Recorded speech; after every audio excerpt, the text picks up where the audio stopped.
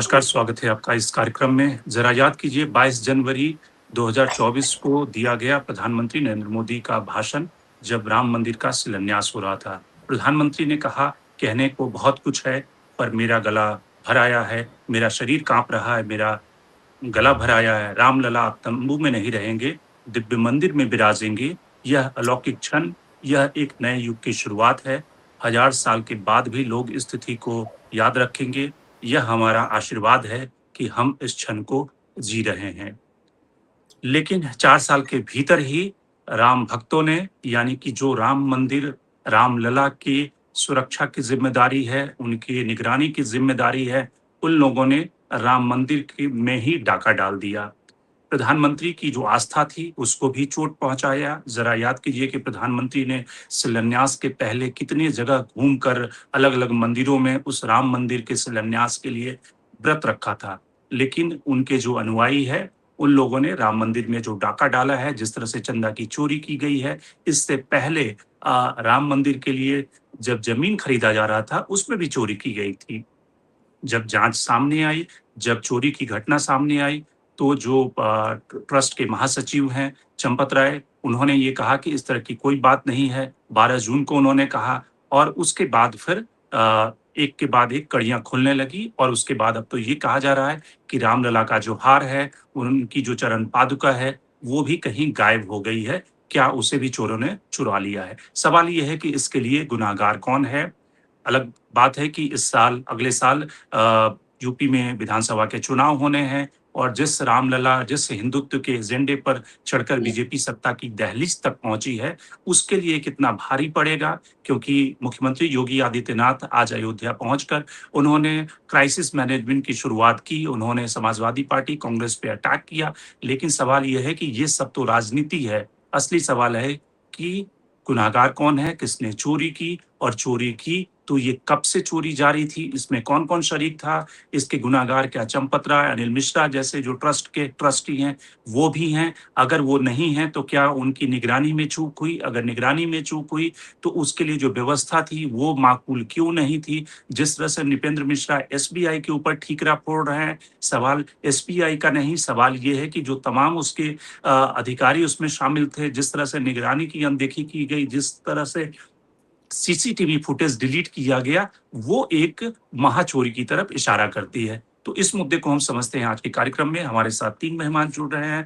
यशोवर्धन आज़ाद साहब जो senior IPS officer रहे हैं, वो हमारे साथ जुड़ रहे हैं। सुनील शुक्ला जो सीनियर जर्नलिस्ट हैं और शशिकांत पांडे जो पॉलिटिकल साइंस के प्रोफेसर हैं, लखनऊ में भीमराव अम्बेडकर यूनिवर्सिटी में। लेकिन शुरुआत करेंगे यशवर्धन जी आपसे। अब इसमें 2 तरह की बातें जो दिख रही है। पहला एक तो ये है कि क्राइसिस मैनेजमेंट हो रही है। दूसरा जो नृपेंद्र मिश्रा ने एक तरह से प्रधानमंत्री कार्यालय या प्रधानमंत्री का स्टेक या एसबीआई की इन्वॉल्वमेंट, वो सारी बातें लाई है और ये भी बात लाई है कि वहां पर एक ऑटोनोमस बॉडी, एक ऑटोनोमस एडमिनिस्ट्रेटर होना चाहिए। लेकिन सवाल है कि ये सब बातें तो लगता है कि ध्यान भटकाने के लिए है, मुद्दे को डाइल्यूट करने के लिए उन्हें फील्ड किया गया है, जिसमें कि वो लगातार एक के बाद इंटरव्यू दे रहे हैं। असली जो मुद्दा है कि ये चोरी जो हो रही थी, उसके गुनाहगार कौन हैं? वहाँ पे व्यवस्था क्या थी? चोरी को रोकने के लिए जो सीसीटीवी लगाए गए थे निगरानी के लिए, वो काम कर रहे थे, उसके फुटेज कहाँ गए? कौन-कौन लोग इन्वॉल्व थे? ये सारे मुद्दे हैं। किस तरह से आप देख रहे हैं?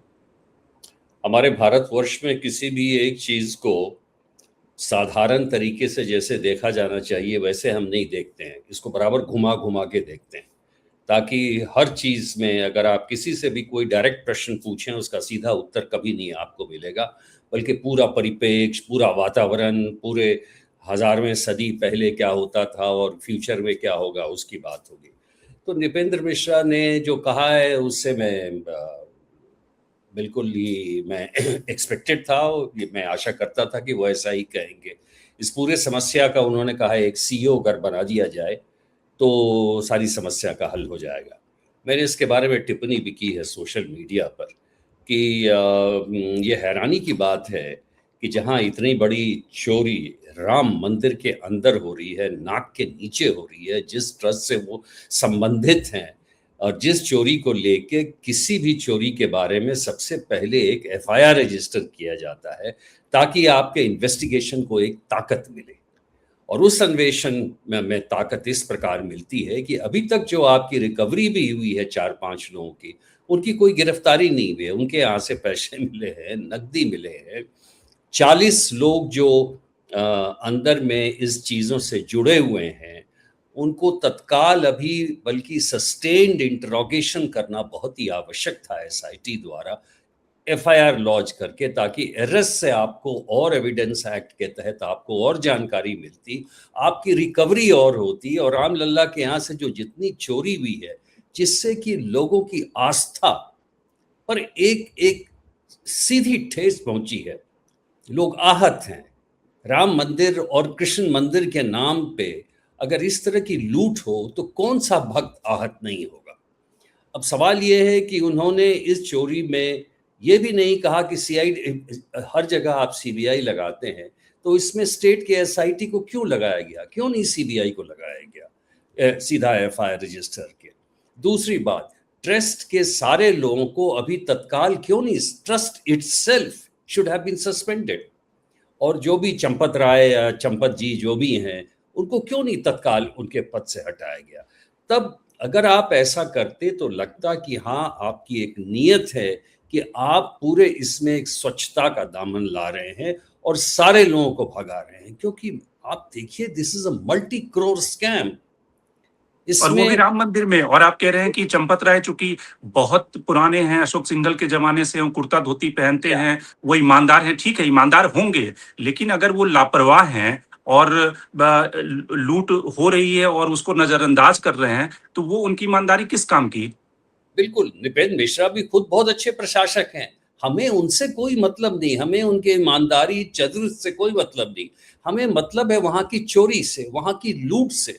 और सबसे दुख की बात क्या है कि इसको हम अमानत में खयानत कहते हैं, कि जिन व्यक्ति पे ये जिम्मेवारी थी कि वहाँ के जो चढ़ावा है उसका उसका नियमित रूप से उसका गणित करें। 2 बार उसका ये होता था। आप खुद कह रहे हैं कि उसकी पब्लिक ऑडिट होती थी, और आपने भी बताया कि सीसीटीवी गायब है, उनको हटा दिया गया।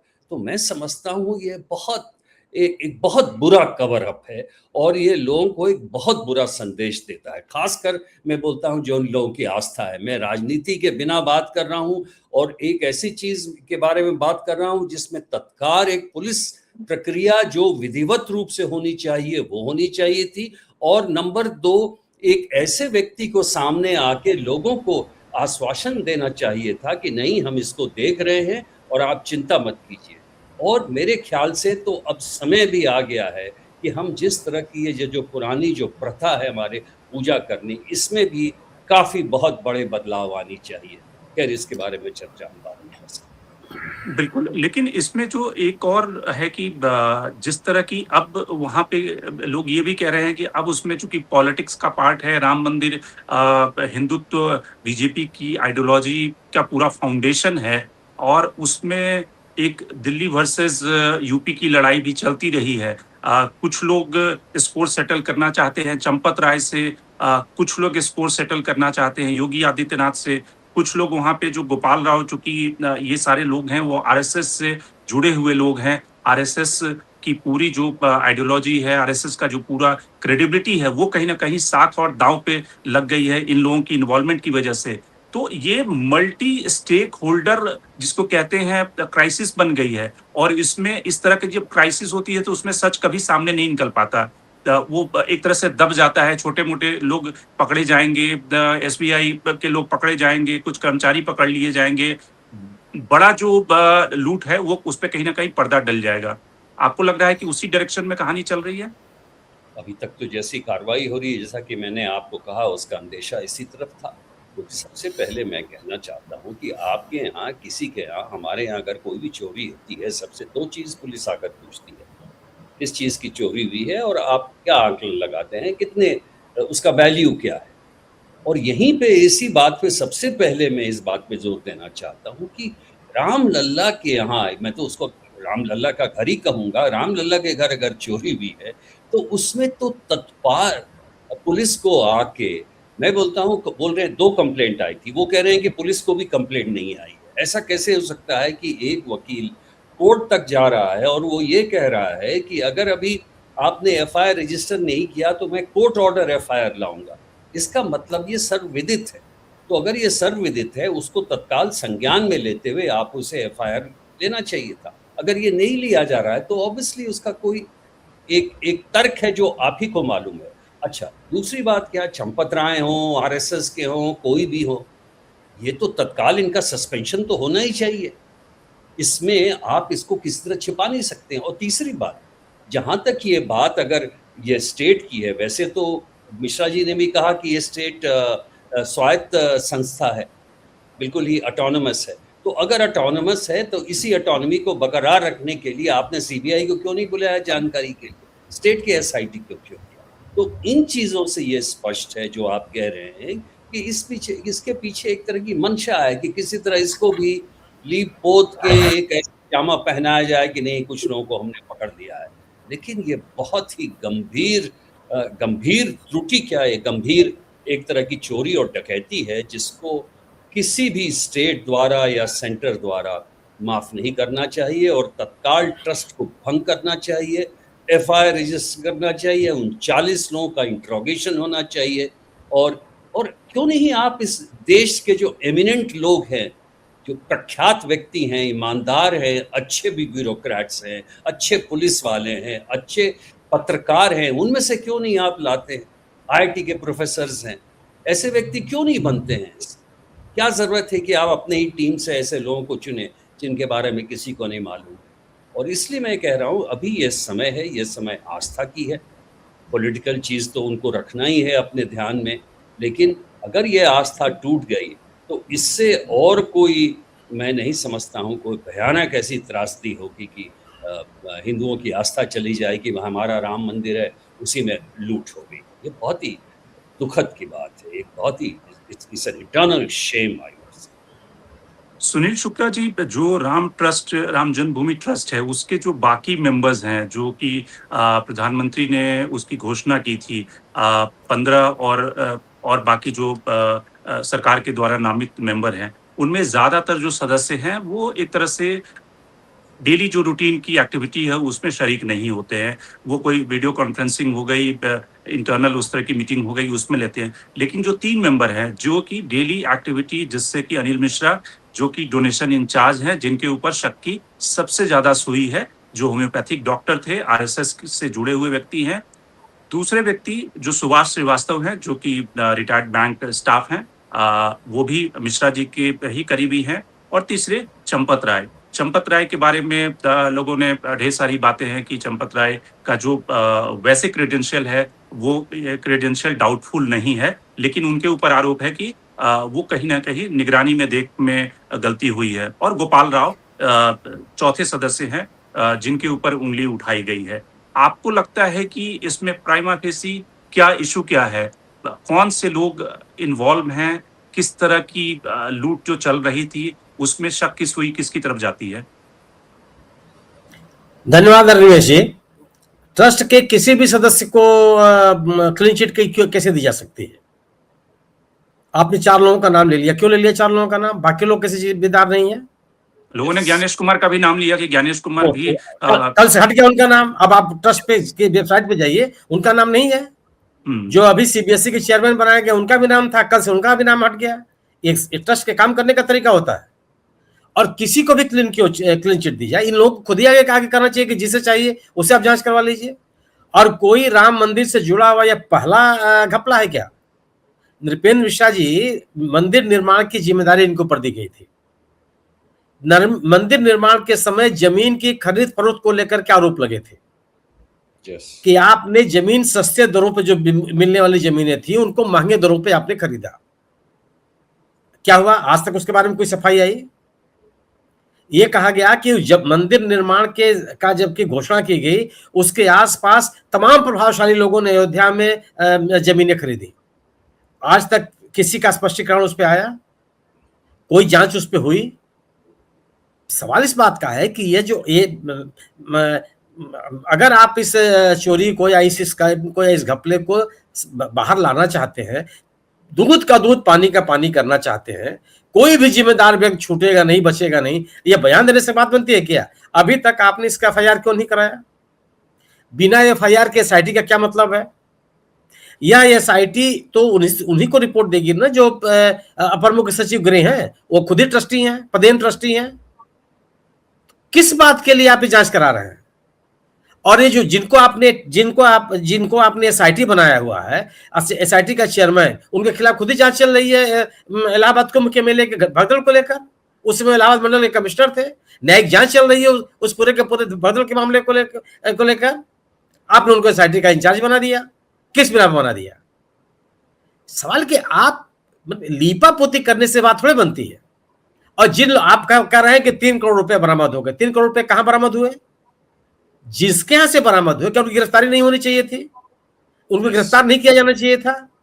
जिन लोगों के माध्यम से वो लोग मंदिर में प्रवेश किए थे, उन तक इसकी जांच नहीं जानी चाहिए? उनसे उनके खिलाफ एफआईआर दर्ज नहीं होनी चाहिए? प्राथमिक सवाल है कि इसके एफआईआर दर्ज हो, जिसकी जिम्मेदारी है जांच करने की, जिसके पास प्रोफेशनल जानकारी है इस तरह के आपराधिक मामलों की जांच की, उसको तो आप इन्वॉल्व करेंगे। एसआईटी के लोग जो इसमें शामिल किए गए हैं, उनको कौन सा अनुभव है? एक आईएएस अधिकारी कौन से जांच कर लेगा? एक किसी विभाग का विशेष सचिव कौन से जांच कर लेगा? वो सवाल इस बात का ना कि पुलिस जांच करती है, सीबीआई जांच करती है, एनआईए जांच करती है, आप क्यों नहीं इन्वॉल्व करते? अगर आप इस मामले में दूध का दूध पानी का पानी करना चाहते थे, तो पहला काम था कि ट्रस्ट को तत्काल प्रभाव से भंग किया जाए। दूसरी चीज, गंभीर रूप जो जिम्मेदार और अनुभवी जांच करता है, उनको इसको जांच के लिए सौंपा जाए। उत्तर प्रदेश में ये घटना घटी, उत्तर प्रदेश के ही लोग इसमें शामिल हो सकते हैं, और एसआईटी भी आप नहीं बना के रख दिया, या बिना एफआईआर के एसआईटी कौन सी होती है? ये कैसे आप मान लिया जाए कि आप इसकी जांच करना चाहते हैं? जो बातें आ रही हैं किसी के बारे में, इनके बारे में बहुत अच्छी धारणा, किसके बारे में खराब धारणा है? रमाशंकर यादव जिसका नाम आ रहा है, उसका कोई पोस्टर छपा था क्या कि नहीं बहुत बड़े अपराधी हैं ये? उनके बारे में सबकी धारणा अच्छी है। हम किसी को उनके बारे में कोई जानकारी नहीं है, कैसे उनके बारे में इस तरह की बातें कही जा रही है? सवाल इस बात का है कि बड़ा घपला, और यह घपला 2-4 लोगों के शामिल होने से नहीं होगा। अगर जो आरोप लगाया जा रहा है कि 200 करोड़ रुपए का घपला, तो अगर 200 करोड़ रुपए का 2 आदमी उठा लेके चले जाएंगे। दूसरी चीज की, अगर सीसीटीवी कैमरा क्यों लगा हुआ है? सीसीटीवी कैमरे की जो उसके फुटेज हैं, उसकी निगरानी प्रतिदिन क्यों नहीं होती? आज यह कहने मात्र से काम बन जाएगा कि साहब जो लोग जांच करने के लिए, जो लोग पैसा गिनने के लिए जाते हैं, उनको निर्देश था कि वो बिना पॉकेट के कपड़ा पहनेंगे। आप उनसे बिना सिला हुआ कपड़ा पहनने के लिए कह दीजिए। इसका मतलब क्या है? सब प्रश्न यह है कि जो भी आपने व्यवस्थाएं की थी, उन व्यवस्थाओं के बावजूद घपला हुआ, दान पात्र से रुपए की चोरी हुई, यह तो स्टैब्लिश हो गया। अब ये कम से कम सुनील जी, ये भी एस्टैब्लिश हुआ कि नृपेंद्र मिश्रा जी जो कह रहे हैं कि एसओपी का पालन नहीं हुआ। अरे जब लैंड खरीदी जा रही थी, उसमें एसओपी तो आप ही कंस्ट्रक्शन का समिति के चेयरमैन थे, तो 2 करोड़ की जमीन 16 करोड़ और 20 करोड़ में कैसे खरीद ली गई? उस समय एसओपी का पालन क्यों नहीं हुआ? तो सवाल इसी बात का है ना कि ये किसी एक को कैसे क्लीन चिट दिया जा सकता है? ठीक है, हर व्यक्ति के, जब तक कोई चीज साबित नहीं हो जाती, हम और आप नहीं जानते हैं, कोई आरोप साबित नहीं हो जाता तो सभी निर्दोष व्यक्ति हैं। लेकिन जो आज इसमें पहली बार क्या आरोप लग रहा है? क्या आप ये छोड़ दीजिए, राम जन्मभूमि आंदोलन को लेकर के चंदे के घपले के आरोप लगे थे, उस पर ही पूरा संघ मौन रहा था, विश्व हिंदू परिषद मौन रहा था। मुझे नहीं पता कि आरोप कितने सही है कितने गलत है, लेकिन कोई सफाई देने के लिए तो नहीं आया सामने कि जो चंदे आए थे इसका ये लेखा जोखा है, आप देख लीजिए। आप कोई भी इस देश में कोई भी जो गंभीर भ्रष्टाचार के आरोप लगे हैं, इसकी पारदर्शिता के साथ जांच कब की गई? जस्टिस यशवंत वर्मा के घर में जले हुए नोट मिले, कौन जांच किया?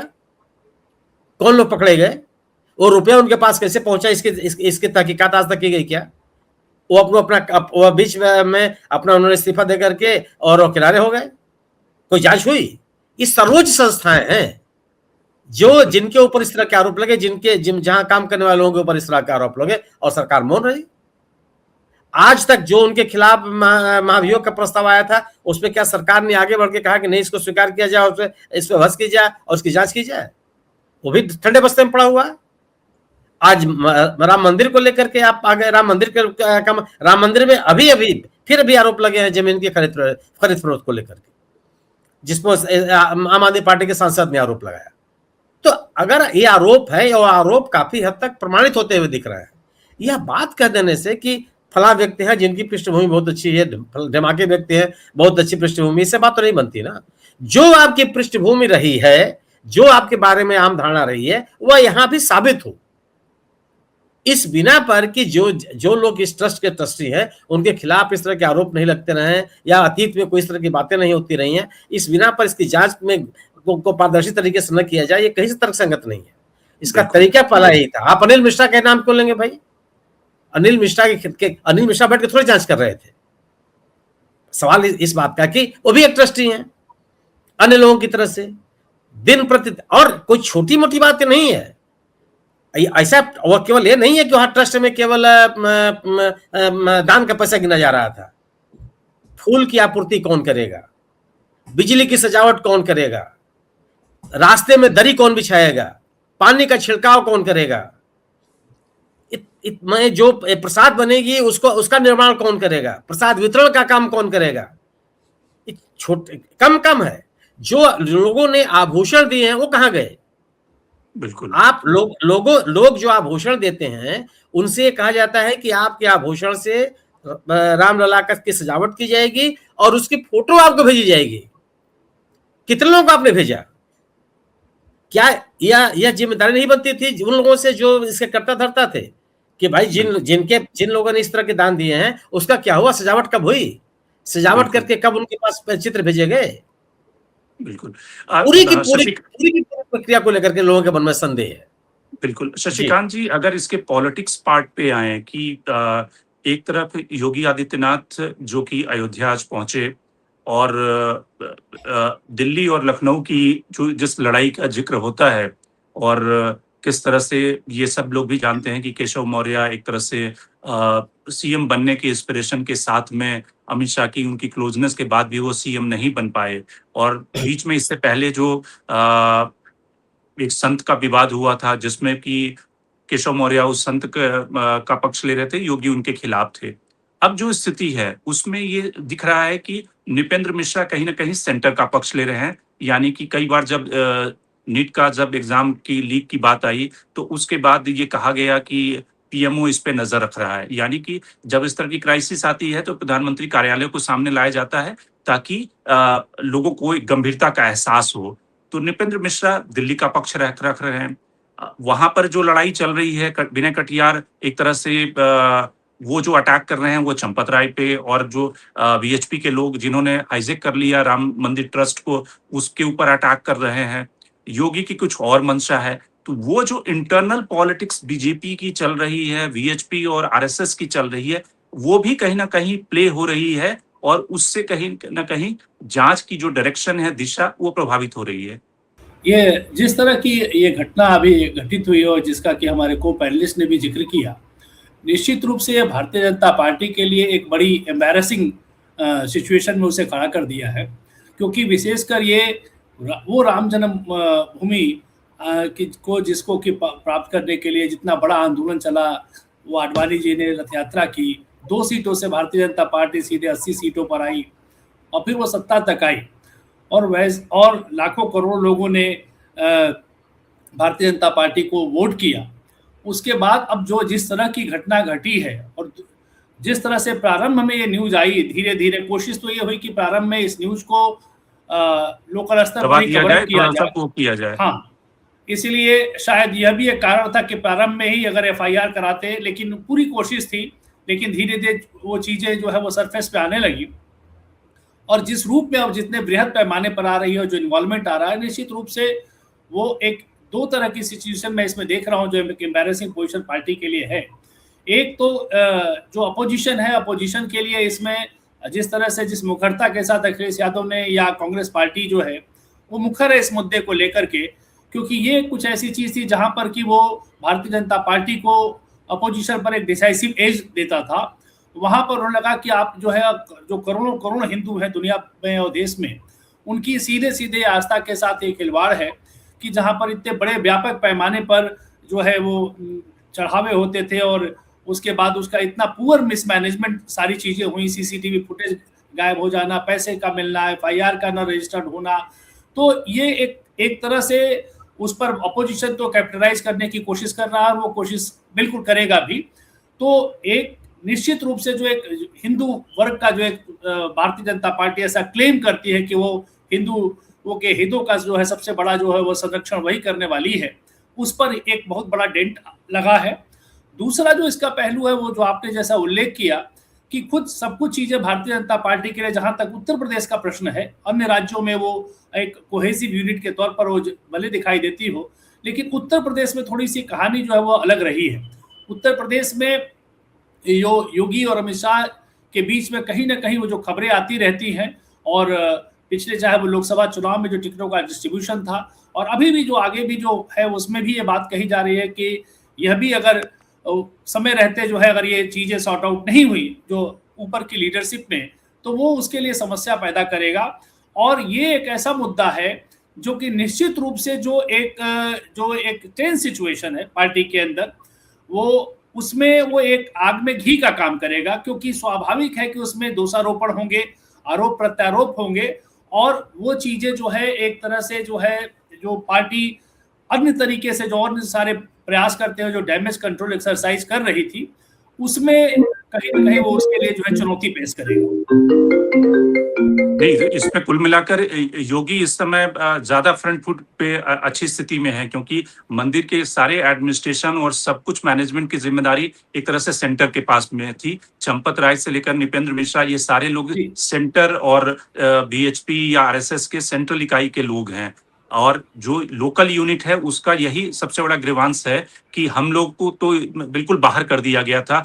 विनय कटियार तो यहाँ तक बोले कि जब वो गए मंदिर में तो उनको घुसने और उनके पास को चंपत राय ने और उनके जो बाकी लोगों ने है कई बार चेक कराया। तो यानी कि जो राम मंदिर आंदोलन का जो पोस्टर बॉय था विनय कटियार, उमा भारती, लाल कृष्ण आडवाणी, उनको अगर मंदिर में घुसने नहीं दिया जा रहा है तो अब तो योगी आदित्यनाथ को इस पे खेलने का मौका मिला है, और जो सीटों का डिस्ट्रीब्यूशन होगा उसमें कहीं ना कहीं ये इशू अगर आगे होगा तो योगी अपनी कंसोलिडेटेड पोजीशन में ज्यादा सीटें चाहेंगे अपने लिए। जी, अब ये बिल्कुल जो जिस तरह से सारा सिनेरियो अनफोल्ड कर रहा है उसमें यहाँ पर चूंकि नृपेंद्र मिश्रा सभी को मालूम है कि वो पीएमओ में थे, उससे पहले गुजरात कैडर के आईएएस अधिकारी रहे हैं, तो उनकी नियुक्ति या चंपत राय की जो केंद्रीय स्तर पर जो उनकी प्रॉक्सिमिटी रही है, वो सारे के सारे अपॉइंटमेंट में योगी आदित्यनाथ की कोई भूमिका नहीं रही है। स्वाभाविक है, ऐसे में आज उन्होंने अयोध्या का दौरा वो कर रहे हैं, लेकिन सारी की सारी जिस तरीके से जो सिचुएशन जो दिखाई दे रही है वो उनको एक अपर हैंड देता है। लेकिन इन सारी चीजों के बावजूद कहीं ना कहीं ओवरऑल जो उत्तर प्रदेश में जो पार्टी है, अगर दोनों ही जो अलग अलग मतांतर के जो लोग हो रहे हैं, चाहे वो विनय कटियार जैसे लोग हैं जो कि एक राम मंदिर आंदोलन में इतनी मुखर भूमिका में थे और अब आपने बिल्कुल उन्हें किनारे कर दिया, अगर ये सारी चीजें असंतोष बढ़ता है आगे, या कहीं इसमें से कहीं कोई आगे चीजें और कुछ और अनफोल्ड करती हैं, तो वो उतना ही अपोजिशन के लिए वो एडवांटेजियस होगा। और जो लीडरशिप, जो स्टेट की लीडरशिप है, with in state leadership already बहुत सारे आपको मालूम है, आपने खुद जिक्र किया जिस तरह से जो शंकराचार्य का जो मुद्दा आया था, और उसमें जो एक तरफ जो ब्रजेश पाठक हैं या केशव मौर्य हैं वो उनके सम्मान में बहुत सारी बातें कह रहे हैं, और दूसरी तरफ से जो है मुख्यमंत्री का स्टेटमेंट आ रहा था, तो ऐसा लग रहा था कि वो कोई केंद्र का रिप्रेजेंटेटिव हो और उस तरीके से बात कर रहा है। योगी अलग थलग वहां पर दिखाई दे रहे थे। तो everything is not all right, ये कहीं ना कहीं दिखाई देता है। और ये राम जन्मभूमि में जो इस तरह से जो मंदिर में जो चोरी का जो मुद्दा आया, उभर के आया है, और वो भी चुनाव जबकि नजदीक आता जा रहा है, वो निश्चित रूप से जो है ये इस तरह की चीजें जो है वो भारतीय जनता पार्टी के लिए उत्तर प्रदेश में शुभ संकेत नहीं। यस आजाद साहब, जो नृपेंद्र मिश्रा ने जो बातें कही कि ऑटोनोमस बॉडी और सीईओ एडमिनिस्ट्रेटर वहां पे बना दिया जाए, जिसका कि आपने सोशल मीडिया पे ये कहा कि भाई वो तो उन्हें रिटायर हुए कितने साल हो गए, 20-21 साल हो गए, और उसके बाद से लगातार वो सत्ता में बने हुए हैं, सत्ता का सुख ले रहे हैं एक तरह से एडमिनिस्ट्रेटर के रूप में। क्या आपको लगता है कि ये सब फार्मूला बनने से चोरी नहीं होगी? और आपने ये भी जिक्र किया कि कई सारी ऐसी ऑटोनोमस बॉडी हैं, कई सारी ऐसी स्वायत्त संस्थाएं हैं जहां पर किस तरह की व्यवस्था चल रही है वो सब देख ही रहे हैं। तो आपको लगता है कि इस तरह के सीईओ एडमिनिस्ट्रेटर बनाने से व्यवस्था सुधर जाएगी, या फिर इसका सोल्यूशन क्या होना चाहिए, क्या हो? देखिए, सबसे हंसी की बात तो ये है शुक्ला जी ने भी इस बात को कहा कि क्यों किसी को छोड़ा जाए। आप देखिए ये जो 15 मेंबर ट्रस्ट है, इसमें 3 तरह के लोग हैं। एक तो रिलीजियस वाले हैं, एक एक्स ऑफिशियो बना दिया है, और एक जिसमें ये लोग हैं अनिल मिश्रा वगैरह। तो उसमें 4 तो आईएएस ऑफिसर ऑलरेडी है। बिल्कुल। तो क्या करता है ट्रस्ट? ट्रस्ट का काम क्या है? ट्रस्ट मेंटेन करके आराम से अलग रहें, बैठे रहें? ये तो मजाक है ना, कि आपका ट्रस्ट है, उसमें भी 4 आईएएस हैं, आप खुद हैं, आप शुरू से जुड़े हुए हैं, आप खुद मेंबर ऑफ उस ट्रस्ट में हैं। और जिन लोगों को, ऐसे लोग क्या ट्रस्ट की मीटिंग में पता नहीं लगता है कि ये जो ऑडिट के रिपोर्ट्स आ रहे हैं उस पे क्या कार्रवाई हुई? क्या किसी ऑडिट ने कुछ नहीं कहा किसी भी चीज के बारे में और कहा कि सब कुछ चंगा है? क्या कभी ऐसा हो सकता है? मुझे नहीं, बताइए। उसमें तो मुझे व्यवस्था ऐसी लग रही है कि बीच में ही कोई सोने की ईंटें लेके भाग जा रहा है, वो ऑडिट में आ ही नहीं पा रहा है। कोई चरण पादुका लेके भाग जा रहा है। मतलब ये तो उस तरह की व्यवस्था जैसे अफ्रीका और पुराने समय की व्यवस्था होती थी, वो चल रही है। बिल्कुल, यही तो मैं कह रहा हूँ कि इतनी मीटिंग में एक भी ऐसी कोई बात नहीं आई किसी में, बोले फर्स्ट क्लास चल रहा है, कोई दिक्कत ही नहीं। और 4 आईएएस ऑफिसर बैठे हैं, जिसमें कि एक डीएम भी बैठा है, उसमें कोई पुलिस, एक थानेदार को अगर आप लगा देते तो वो पकड़ लेता। ये बता दो कि ठीक है, इन्होंने कहा था कि अब जो एसआईटी टीम है उसमें 2 आईएएस अफसर हैं। किस लिए लगाया आपने 2? क्या करने के लिए? एक फाइनेंस का है, कोई और क्या वो तफ्तीश कर रहे हैं कि वो अंग्रेजी लिख रहे हैं या हिंदी लिख रहे हैं? इसका मतलब कि इन्वेस्टिगेशन तो हो नहीं रहा है। तो प्रिलिमिनरी इंक्वायरी हो रही है। ललिता कुमारी जजमेंट में भी सुप्रीम कोर्ट ने कहा था कि एफआईआर तत्काल लॉन्च होना चाहिए।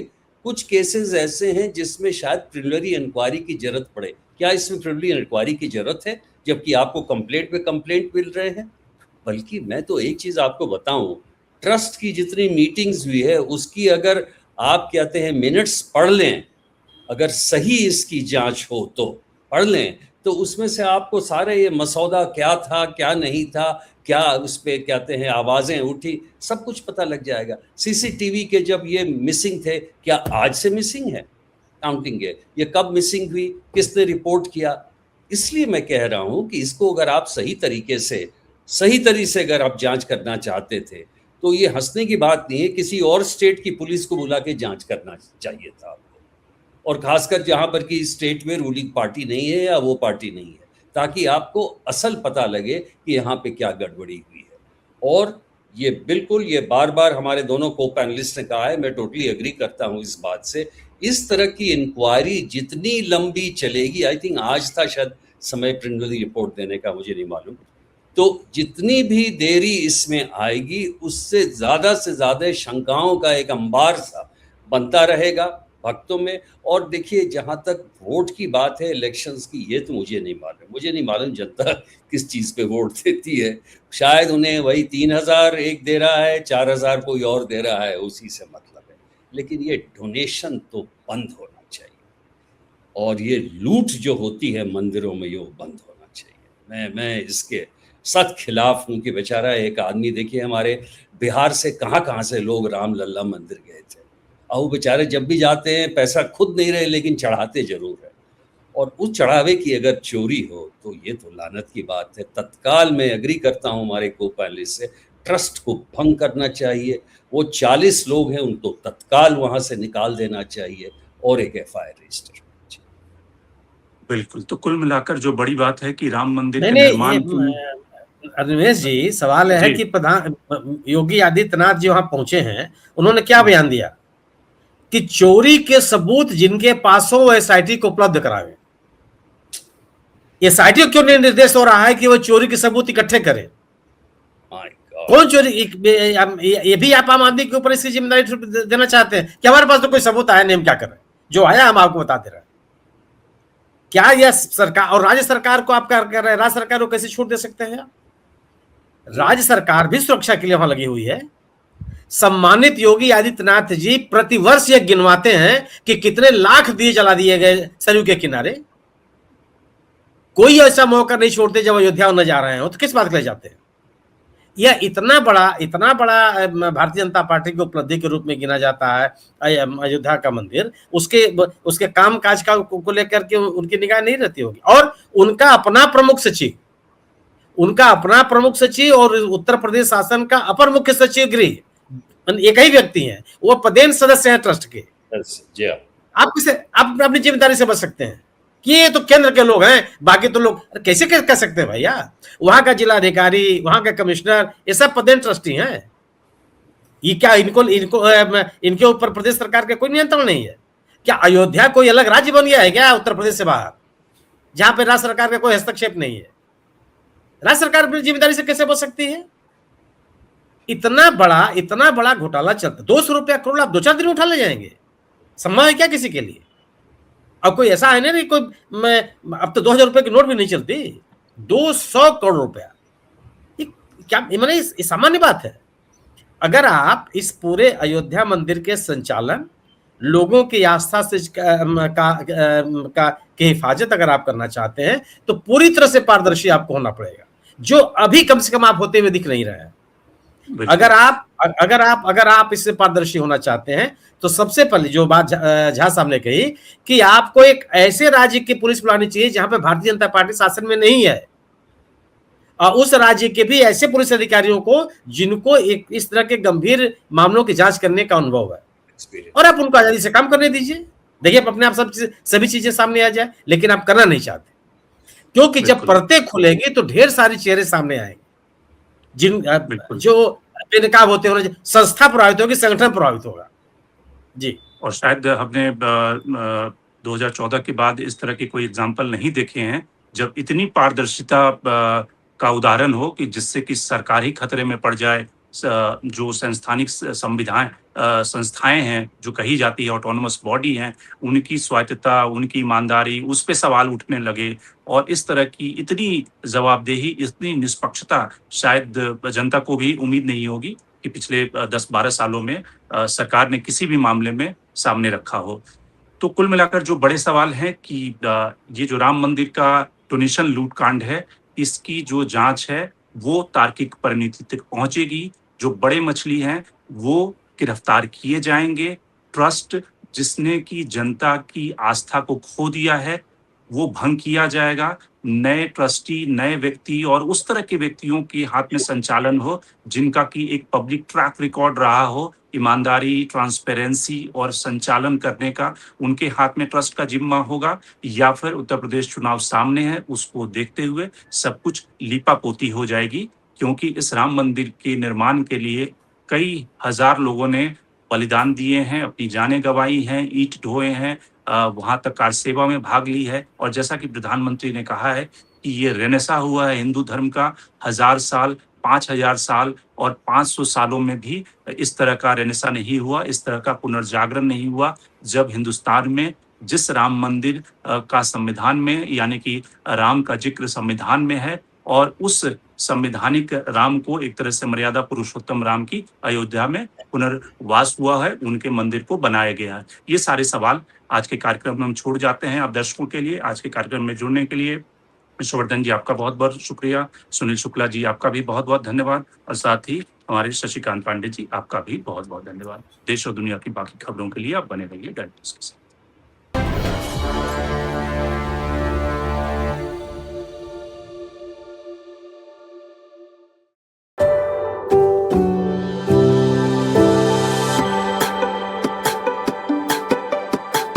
Every book has a journey, and every author has an untold story. Behind every powerful book lies curiosity, courage, and countless conversations. Discover them all on Books and Banter, a Dialogus Digital original series.